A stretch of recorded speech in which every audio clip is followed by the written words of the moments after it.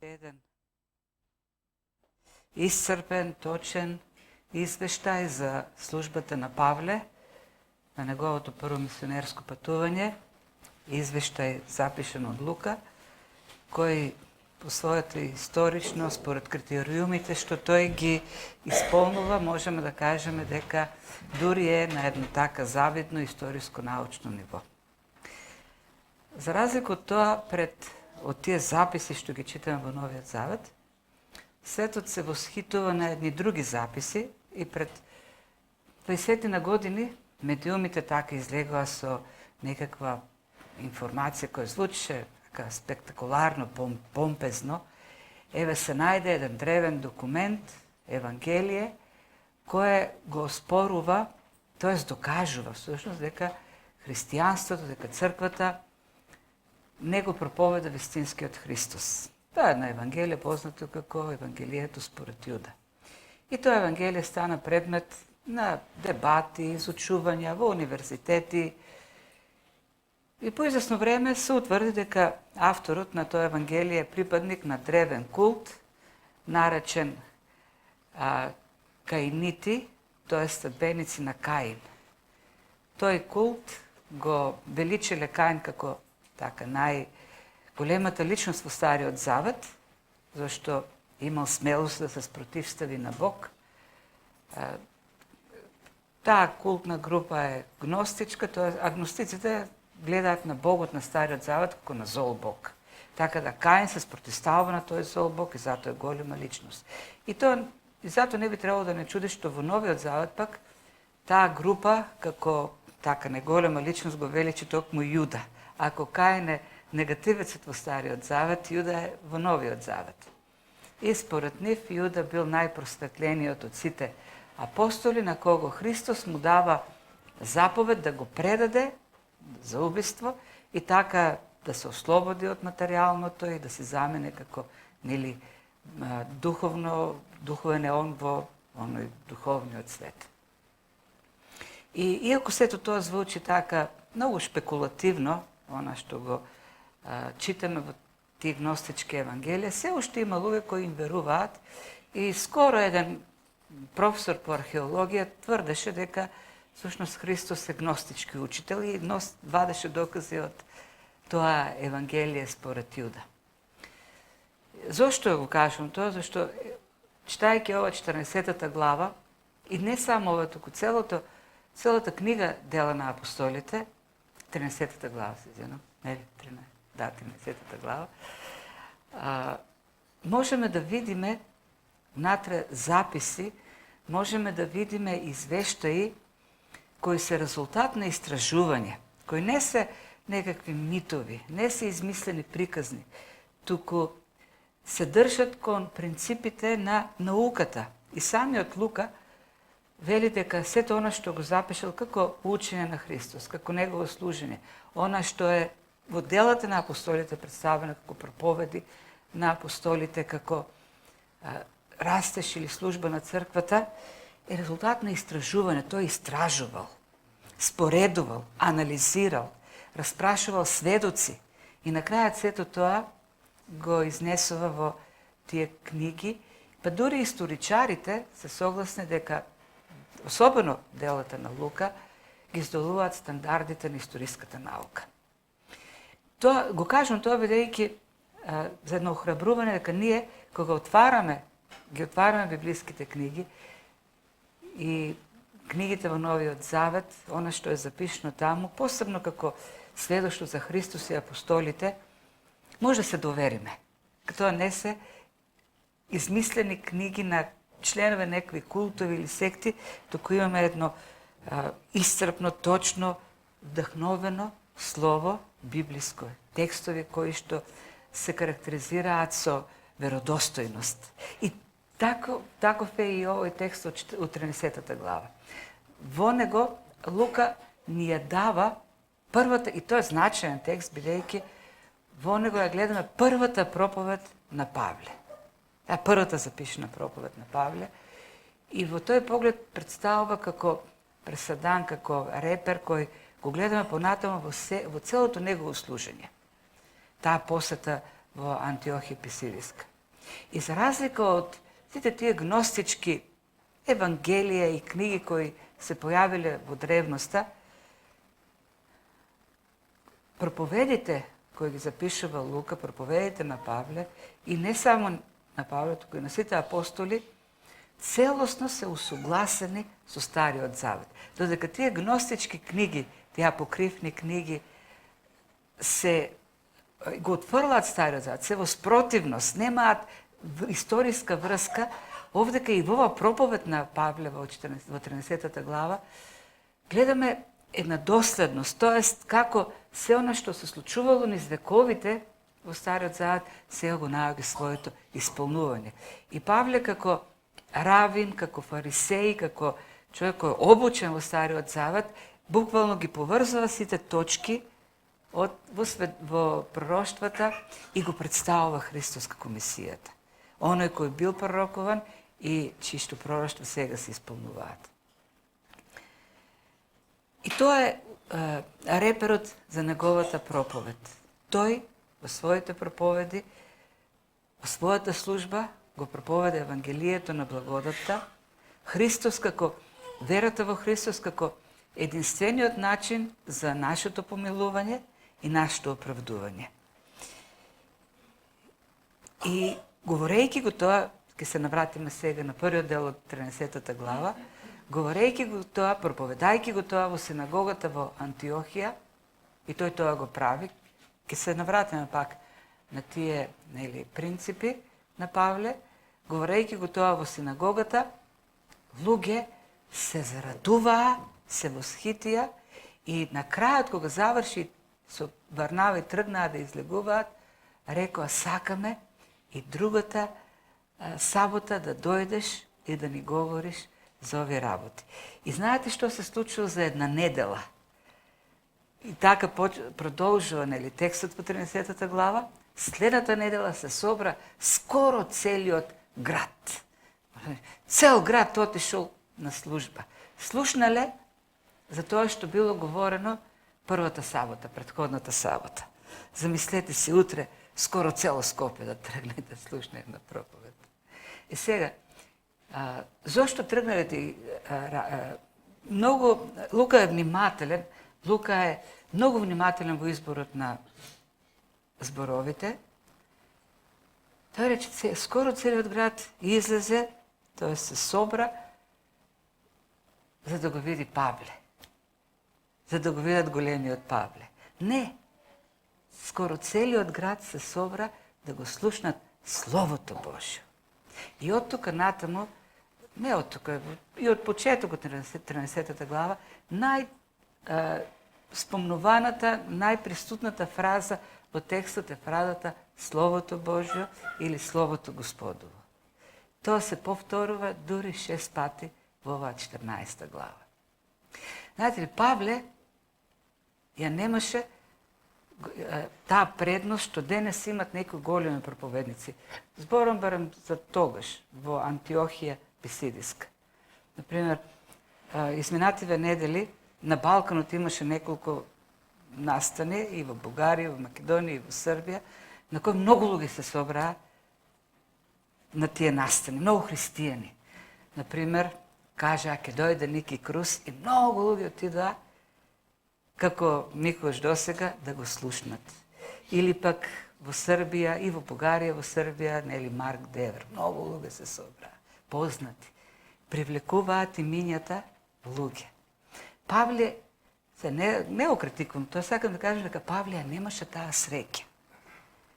Тој не беше познат во Антиохија, никој не беше чул за Павле. Луѓето кои отидоа таму беа привлечени не од него, туку беа привлечени од Словото Божјо. Отидоа да го слушат Словото. Она што го раздвижи народот, она што предизвика таму духовно пробудување, така да кажеме, оживување, беше Словото Божјо. Павле и самиот, нели, за себе си тој кажува на неколку места, а и другите кажуваат за него, дека не бил личност која така би привлекла внимание. Не е личност која со појавата, со говорот би ги повел луѓето по него. И гледаме во Новиот Завет, гледаме во древноста, во првиот век, голем успех на Евангелието. И тој успех не се должи на личноста на луѓето. Никој од тие големи ликови во Новиот Завет не се ниту како со висока општествена позиција, сепак апостолите се обични рибари. Те се немат некое посебно образование. Има големи успеси. Тоа се должи само на нивната верност и посветеност на Словото. Сега, тоа го повторам неколку пати, некој можеби ќе си каже, ово е против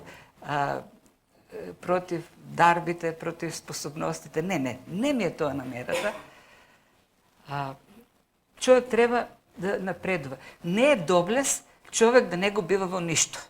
Има, христијански кругови кои велат дека ние треба да бидеме необразовани, да не читаме, да не се усовршуваме, само Светиот Дух да работи. Не. Ние треба да, ако Господ некого го создал така надарен со некој импресивен карактер, слава на Бог. Бог го направил тоа и треба да го користи за него. Треба ние да се усовршуваме, не ние да се покажеме, туку да бидеме едно поупотребливо, така да кажеме, ефикасно средство во Божите раце.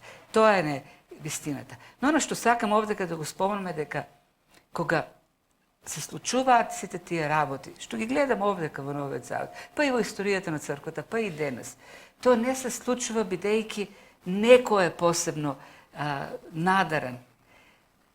Туку се случуваат бидејќи Духот действува преку Словото на Бог. Тоа е вистината. И од тука нашата посветеност треба да биде на Словото и Духот. Ние посветено да го изучуваме и да го проповедаме Словото Божјо. А тоа и во Антиохија така се случи, и во историјата го гледаме, тоа го има своето дејство. Сите големи духовни обнови, пробудувања кои случувале биле токму како резултат на една верна, посветена служба на проповед на Словото. И јас ке се навратам пак на, можеби представителен, најкарактеристичен пример е од обновата, евангелската обнова од 18 век во Англија, кога браќата Весли, кога Виклиф почнуваат една интензивна проповедничка евангелизаторска дејност. И во тие записи тие си воделе своји дневници, посебно Виклиф бил Витф�илд се извинувам, во тој поглед. Тој вели во неговите дневници, се запишал колку пати проповедал, вели Бог ми даде ова недела можност да проповедам 6 дена по 4 пати на ден или 4 пати на вечер. Тој обично проповедал по 15-16 пати секоја недела. А пак толку многу, и тоа така ги разбудило луѓето, што, например, во еден извештај пишува дека тие англикански катедрали, големи нели сали, толку многу се полнеле со луѓе, што некои дури се држале за тие оргулите, цевите и таму виселе, стоеле. А пак во една студена зимска вечер, толку многу луѓе имало во салата, што таква кондензација се фатила на покривот, што цело време како дожд капело вода. Проповедта на Словото и дејството на Светиот Дух ги прават тие работи. Павле проповедаше во сабота, слушнаа луѓето и следната сабота цел град отиде таму. Не заради Павле, него ни знае, заради Словото на Бог. Проповеданото Слово секогаш има дејство. Павле, кој откако веќе натрупал искуство во тој поглед и кога го пише првото послание до Коринтијаните, во втората глава, второто послание, втората глава, го споредува с неговата служба, проповедањето на Словото, со арома, вели, ние сме Христовата арома. Ние проповедајќи шириме Христова арома. И арома како арома не може да не предизвика ефект. Ако имаме овдека шишенце со дезодорант, со парфем, без разлика дали е спреј или било што, ако го ослободиме содржината, ако прснеме, сите ќе осетиме. Ќе го осетиме мирисот. Се разбира додека е внатре во шишенцето или во таа боца мала, не се осеќа мирисот. Меѓутоа, кога ќе се ослободи, тој веќе предизвикува дејство. И содржината не е да стои внатре, туку да се ослободува. И ќе има дејство. Некои кажат, шубаво мириса, ама некои кажат, отвори го прозорот, се гушам. Има такви луѓе. Павле вели, така е со Христовата арома. Исаја вели, така е Словото. Кога ќе се ослободи, то не се враќа без да има дејство. Празно не се враќа. И овдека гледаме, имаше реакција кај сите тоа слово што се проповеда. Јудејците, кога видеа многу народ пишува, се исполнија со завист и му противрече на она што го зборуваше Павле и хулеа. Тоа хулеа значи дека против Бог говореа. Ти не се разбира, не беа свесни за тоа, бито говореа против Бог. Ке кажеме како. Знаете што е интересно? И во тие големи пробудувања што се случувале во историјата на црквата, резултатот бил сличен. Весли и Витфилд на крајот на криштата се избркани од црквата, кога почнала таа нивна успешна дејност на проповедање во англиканската црква и кога почнаа да се полнат катедралите со народ, се собрале свештениците и кажале, не може да проповедат овде. Им ги затвориле вратите и тие мора да излезат надвор и да проповедаат на плоштадите, по полињата, во домовите, да користат некои обштествени простории, но може да влезат во црквите. Интересна работа. Овдека пишува од завист тоа се случи. Но тоа е ефектот на Словото. Предизвика кај некој, тоест она арома на смрт. Што почнаа да проповедат јудејците? Да хулат. Тоест да велат овој говори лаги, зашто Исус од Назарет е измамник и тој праведно беше убиен, тој е лажен месија и така натаму. Тоа значи, че тоа биле ние кога противречиле на Павле кој од Стариот Завет потврдувал дека Христос е Месијата, тие противречиле, тој вели не, тој не е Месија, тој е измамник. И така хулеле на Бог. Го представиле повторно како некој лажен Месија кој заслужено бил убиен на крстот. И одговорот сега на Павле повторно од Стариот Завет. Одговорот на Павле на таа реакција. И тој им вели, ова Слово Божје, што вам ви го проповедам, и требаше најпрви вам да ви го проповедам. И тоа е принципот на Павле во неговата служба. Тој каде и да оди? Прво на јудеинот проповеда. Зашто тоа беше Божјата воља. Павле вели, вие може да ми се лутите, да завидувате, се да правите, меѓутоа, јас ја следам Божјата воља.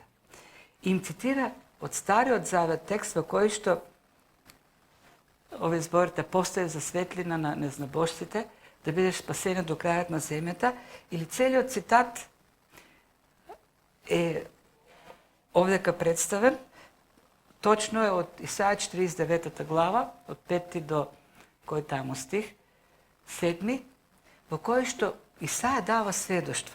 И ова сведоштво, како што го пренесува Павле пред евреите во синагогата во Антиохија, говори за и Христос и за еврејскиот народ. Евреите се тие кои Бог ги избрал, ги подигнал, за да бидат светлина за народите, меѓутоа тие не исполнија својата служба. И го подига Месијата, својот син, кој што од воплотувањето е одреден да биде слугата. И неговата првенствена мисија е да го обнови јудејскиот народ, тоест да го собере пак Јаков. И Христос тоа се ведуваше да го прави. И плачеше над Ерусалим, велејќи колку сакав да те соберам, меѓутоа ти не сакаше и ги убиваше своите пророци. На крајот и Синот Божи, го убиваат. И Павле се набрак и вели, и тоа е Божјата воља. Вам прво да ви се проповеда преку Месијата и понатаму преку нас Словото. Но вие не извршивте својата задача како светилник, светило за народите. Месијата дојде за тоа и сега ние го проповедаме тоа Слово прво вам. И тоа останува еден модел за Павле. Каде и да отиде? Тој прво оди кај јудеите. Прво ним да им го објави Словото. Но вели, вие се покажавте како недостојни за вечниот живот. Покажавте дека не сте достојни. И затоа сега ние се обраќаме на незнабожците, бидејќи Божјата воља е Јудеја и Христос да бидат светило за незнабожците. Вие не исполните функцијата, Месијата дојде и неговата благодат ќе служи сега како светило за незнабожците. Така, нели, тоест Божјата воља е спасението да го опфати не само Израел, туку да ги опфати сите. И затоа, нели, Христос им е даде таа заповед. Уште првата проповед во Назарет го рече тоа Христос. Објави дека тоа е за дојден за незнабожците. И така и големата заповед. Прво на јудеинот, а потоа на незнабожникот или на безбожникот. А незнабожците, вели, слушајќи го тоа, се радуваа и го славеа Словото Господово и поверуваа сите кои беа определени за вечен живот. Понатаму, кога ќе пишува Павле до галатјаните, кога тие јудеи очигледно ќе успеат да надвладеат со своето разбирање за законот и ќе ги терат да се образуваат и да го чуваат законот, Павле тамо ќе ги подсети каква радост има кога го слушна Евангелието за благодатта од него. И таа радост ќе се повторува и овдека во 13 глава и понатаму. Очигледно голема била радоста од благодатта. И овдека Лука додава една реченица која не случајно ја додава, дека поверувале сите кои беа определени за живот вечен. Тој можеше да напише само и поверуваа мнозина. Многумина незнабожци поверуваа. Меѓутоа тој додава дека поверувале сите кои беа определени за живот вечен. И тоа е многу јасно напишено. И книгата Дела на апостолите многу јасно говори за суверената Божја воља во спасението на човекот. Проблемот за нас луѓето јасно е кажено дека се спасуваат оние кои се определени од Бог за вечен живот. Има една изразена суверена волја на Бог во спасението на човекот.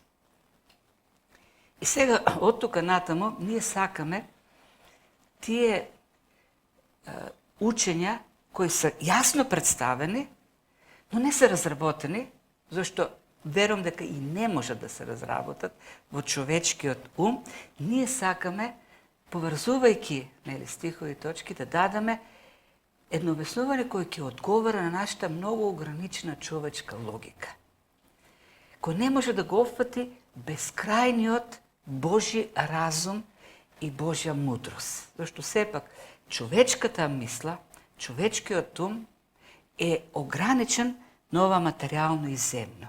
И не може да продре во безкрајниот Божји дух, духот на Бог, Божјиот ум.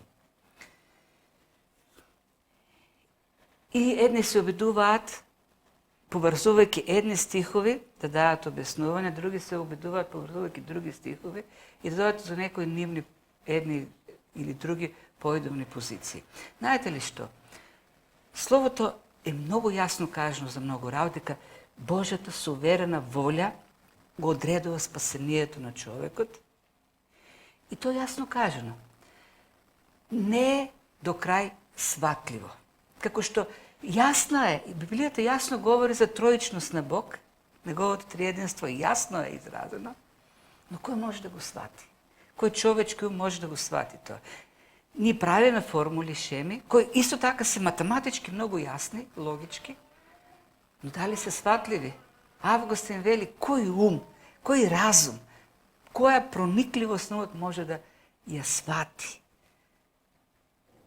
троичноста на Бог. Невозможно. Проблемот на човекот е што сака според своите ограничени човечки логики, воден од хуманизмот, било што, да даде обяснување. Ние, нашата одговорност е да се довериме на Словото и на Божјата мудрост. Пишува ја, Лука можел да го испушти тоа.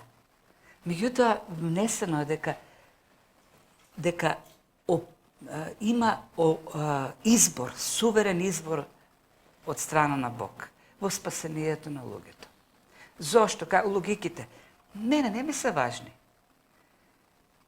Сега, за некои се важни и кога почнуваат дискусиите и почнуваат цитирањата на стиховите и на крајот во недостиг на аргументи се почнува да повикуваме духови, како скоро еден човек кој велеше дека ние му должиме на Израел и треба посебно се достојуваме за Израел, што Израел не го даде Месијата. Не пишува така, Бог го даде Месијата. И Израел воопшто не го сакаше спасението на безбожниците. Не е така. Викам, така пишува. Текстот е така. И на крајот одговорот е, ама, знаеш, има многу духови и кој дух е во тебе? Ама какви дух? Ние имаме текст. И тој текст има граматика, има реченици, има делови граматички. Ние треба текстот да го разгледаме како текст, што ни е даден како текст. И се не треба да повикуваме духови кои ќе ни го дадат некакво скриено значење, кој ние сакаме да го извлечеме од текстот. Не е правилно, тоа едноставно не е правилно. Ние го сакатиме текстот на крајот на краиштата. Не може, и тоа е нашата тенденција, за жал, кога изучуваме ние еден текст, сакаме да влеземе во некои работи кои ги нема внатре. И ќе почнеме да бараме скриено значење. Ќе каже Исус некој парабол, се што значи ова, што значи ова, што значи. Нема. Има една идеја, една поента има внатре. И тоа, ако имаше, ќе беше објаснато. И немаше да дозволи Бог, ние потоа од 30 души да има 30 различни мислења. Тоа е се оно што правилото на екзегезата забранува ние да бараме скриени значења во зборовите. Спишува јасно и треба враката јасно да ја сватиме. И така, тоа е. Бог едноставно определил, нели? И тоа, книгата Дела на апостолите е полна со таа тема за Божиот суверенитет. Божиот суверенитет, Божјата воля беше откриена уште на почетокот. Во 8 стих на 1 глава Бог рече, Христос рече, ќе ми бидете сведоци. Не рече, може би ќе бидете, а евентуално ќе бидете. Не, тој рече, ќе бидете сведоци од Ерусалим, Јудеја, Самарија и до крајот на светот. И тоа што се шири вака Евангелието на вистина по тој план што Христос го најави, ствари тоа не беше најава, тоа беше неговата воля, се остваруваше не поради некаква визија на црквата. Зошто излегоа христијаните од Ерусалим? Зашто има визија да излезат од Ерусалим? Не. Тие си живеа супер во Ерусалим. Многу им беше убаво. Заедно беа, во единство. Бог правеше чуда. Споделуваа се. И тие немаа никаква намера да излезат од Ерусалим. Убаво им беше. И што се случи? Бог почна го проголство. Го убија Стефан. И тие мораа да бегат. И бегајки почнаа да го шират Евангелието. Бог се извршуваше својата воля. И зошто беа овдека во Антиохија Павле и Варнава? Тие беа во другата Антиохија, во Сириска. Тамо се служија. И во еден момент Бог рече на црквата, сега ќе ги отпуштите од работа. Тој е буквалниот збор. Ќе ги ослободите од оваа служба овдека. И ќе одат на друго место. И ќе почнат да го шират Евангелието во Кипар, во Мала Азија, Европа, Македонија и насекаде. Бог е оној кој што извршува својата воля. И тоа е јасно овдека кажено. На крајот во заклучокот ќе се осврна на оно што е важно за нас. Кој е важното, практичното тоа за нас? И што се случува, јудејците ги наговорија побожните и честните жени и градските првенци и поттикнаа гонење против Павле и Варнава и ги истераа од својот крај. Интересно е што властите, и то духовните власти се вклучуваат во тоа. Знаете, во оваа фаза, во почетокот на црквата, римските власти не учествуваат во гонења. Не. Оние кои што ги поттикнуваат гонењата се еврејските власти.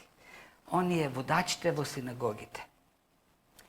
И она друго што е интересно овдека, и тоа го гледаме и понатаму, и тоа е факт, историски факт, дека жените, римјанките, кои биле сопруги на видни римски управници, често пати биле дел од животот на синагогата. Тие станувале прозелитки на некаков начин, биле привлекувани од животот во синагогата, од учењето на синагогата, бидејќи сепак јудаизмот како учење се разликува од паганизмот во својата чистота, во својата светост, праведност, во моралот, и тоа ги привлекувало видните жени. И не било невообичаено, таму каде што има синагога, да има жени на видни римјани кои учествуваат во животот на синагогата. Например, во 16 глава, кога Павле по повикот на македонецот ќе отиде во Филипи, очигледно во Филипи нема синагога, но во саботен ден пишува, тој отиде таму каде што богобојазливите жени се собираат. А фразата богобојазливи жени означува дека не се еврејки, но го почитуваат Јахве. И тој оди таму, кај реката, и таму е Лидија, например. И тие се жени кои се занимаваат со некаква така представена е како трговец, жена која има свој бизнес. И што се случува овдека? Еврејските власти кои го имаат авторитетот на тие жени кои се дел од таа синагога, ги убедуваат да ги уведат своите сопрузи да почнат гонења, зашто евреите како равините, тие што ја водат црквата, синагогата, ја немат таа власт, но ги употребуваат тие жени за да почнат гонења, кои очигледно биле, овдека Лука не ни го опишува тоа што се случува, меѓутоа, например, во 2 Тимотеј 3 глава, Павле вели дека во Антиохија Писидиска имало страшни гонења против нив, зашто били измачувани. Имал многу така силен жесток притисок против нив.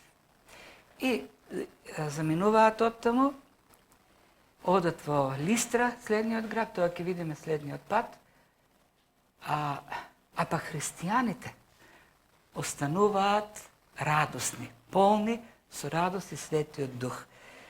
Радост и Светиот Дух. Не се така обезпокоени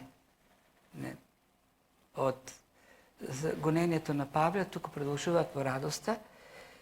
И понатаму Павле, кога ќе им пишува во посланието до галатјаните на овие верници, ги подстигна, или како што кажавме, таа радост, и Светиот Дух ќе им говори за Светиот Дух, за плодот на Светиот Дух. Ќе ги подсетува, се сеќавате какви беа манифестациите, колку имаше радост во вас, љубов. Тоа е плодот. Еден христијанин нема потреба да се разочарува.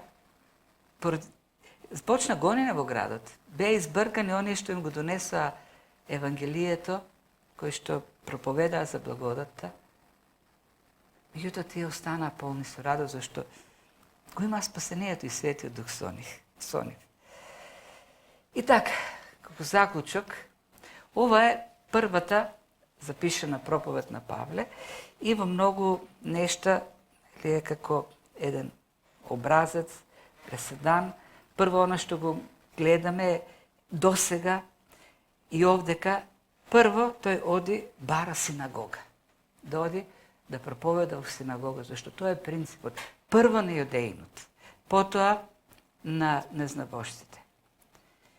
И тоа е модел и во неговата проповед секаде. Дури ако нема проповед, тој ќе побара да види кај се прозелитите на евреите кои се обратиле кон јудаизам или јудеите, прво ним да им објави, потоа на незнабожците. И другото нешто што го гледам овдека е неговиот модел на пораката.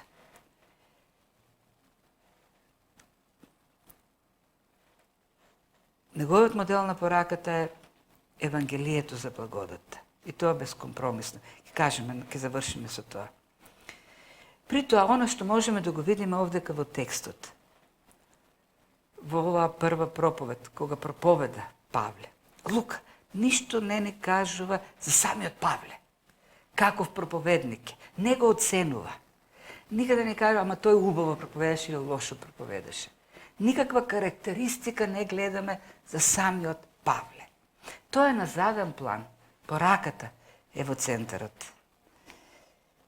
Како што кажав 6 пати во овој текст е акцентирано, вниманието е поставено на Словото на Бог или Словото на Господ.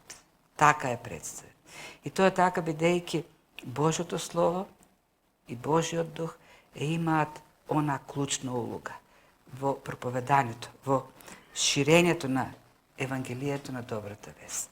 Но сега кога го кажуваме тоа, и во, секако, и во исповедта на верата. Божјиот суверен избор. Меѓутоа, кога го говориме тоа, никако не треба да го сватиме како опит да го минимизираме, да ја минимизираме нашата важност во проповедањето на Евангелието. Минатиот пат и предминатиот, или кога беше, не сеќавам неколку пати, говорев за молитвата. Бог е суверен. Ние веруваме во еден суверен Бог кој секогаш ја извршува својата волја. Има христијани кои велат дека ние треба да се молиме и така да го убедиме Бог во нешто. Некои велат, има една многу позната, тоа слушам фраза, едно христијанско клише, нашата молитва го раздвижува Бог, кое е сосема спротивно, сега да некам да користам зборек глупости, меѓутоа, спротивно на Божјата совршена природа. Ако Бог чека на нашата молитва да се раздвижи, тешко нему и тешко нам, ако ние чекаме да го раздвижиме Бог со нашата молитва. Зошто? И тешко нам, ако ние го убедуваме Бог со нашата молитва. Тоа значи дека она што Бог го намислил за нас, не е совршеното, зашто тој намислил нешто, па ние се молиме и тој на крајот размисля, вели, ама ова е подобро тој што го мисли. Тоа значи дека тој не е совршен Бог. Или пак тој нема воопшто план, па сега ние му помагаме да направи план. Не. Бог секогаш ја извршува својата совршена воља. И молитвата не го раздвижува Бог, молитвата не раздвижува нас. Бог има своја суверена воља, која треба да биде исполнета преку средства кои тој ги одредил. Молитвата е таа која нас не оспособува да бидеме средството за извршување на Божјата совршена воља.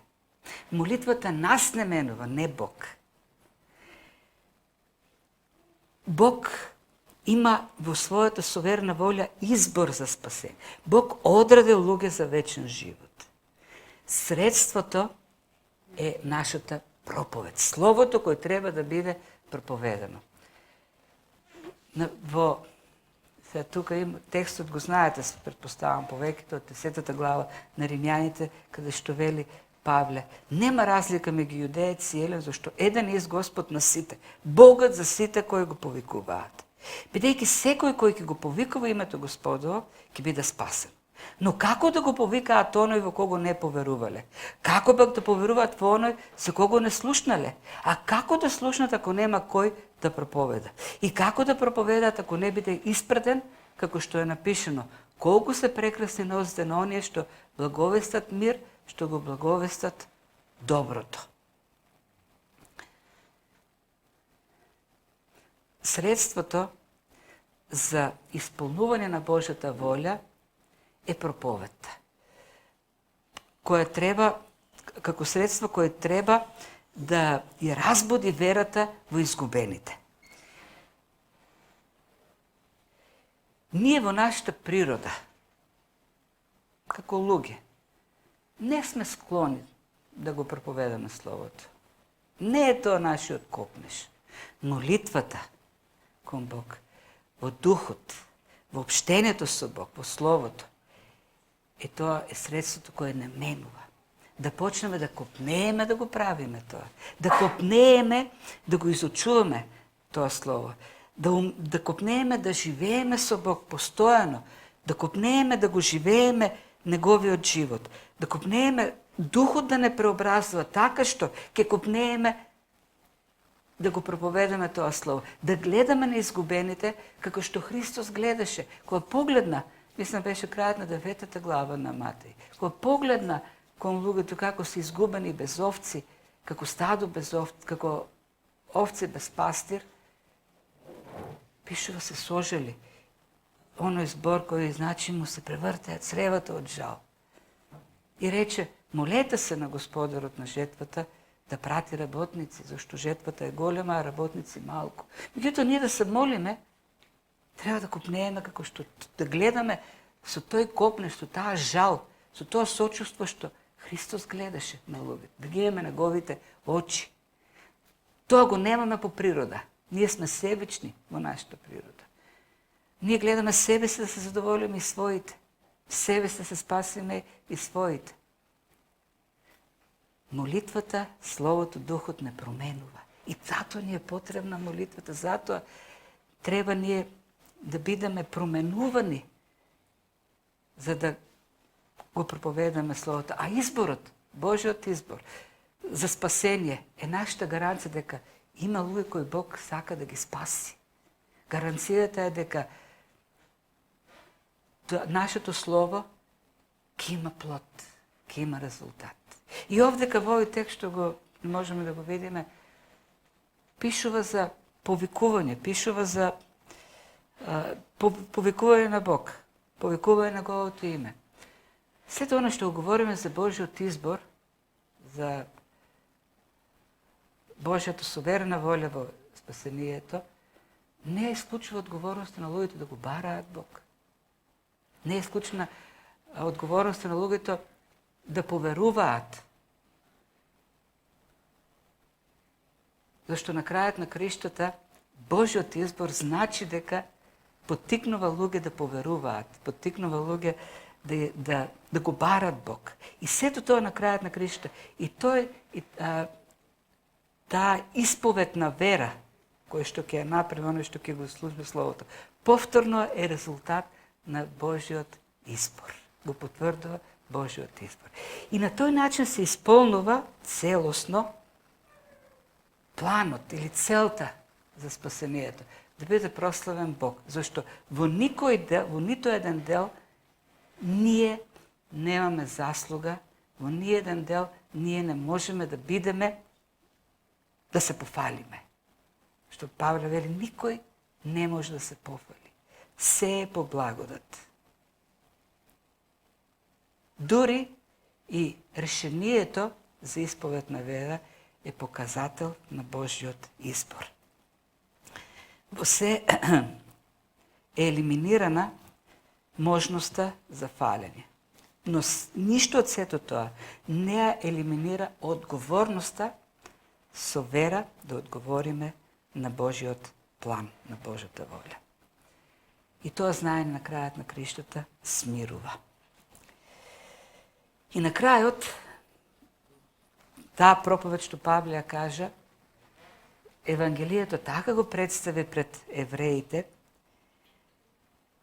што и откри целата вистина. Павле не е љубител на плуралистички поглед на светот, на учењата духовни и така натаму.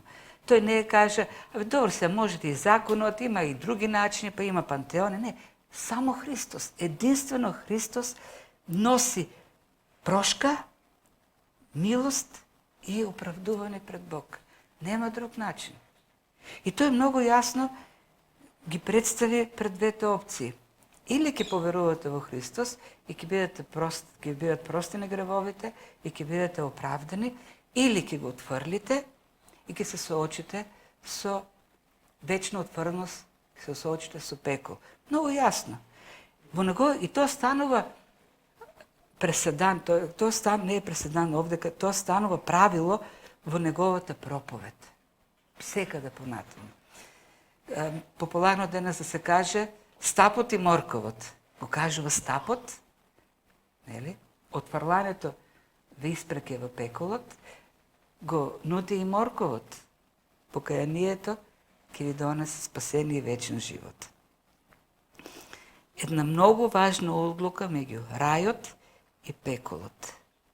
И секоја искрена објава на Евангелието треба да ги вклучува тие два елементи – спасение и последиците во пеколот.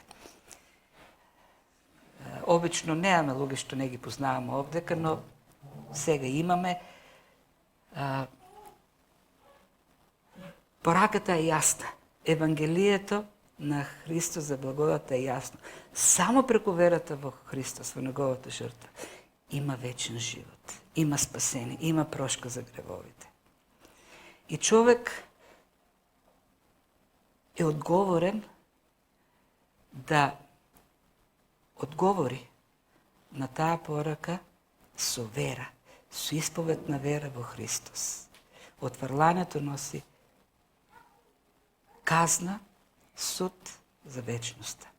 И нека Господ овие принципи што ги говориме овдека ги утврдува преку Светиот Дух да не водат и да живееме во нив. Амин.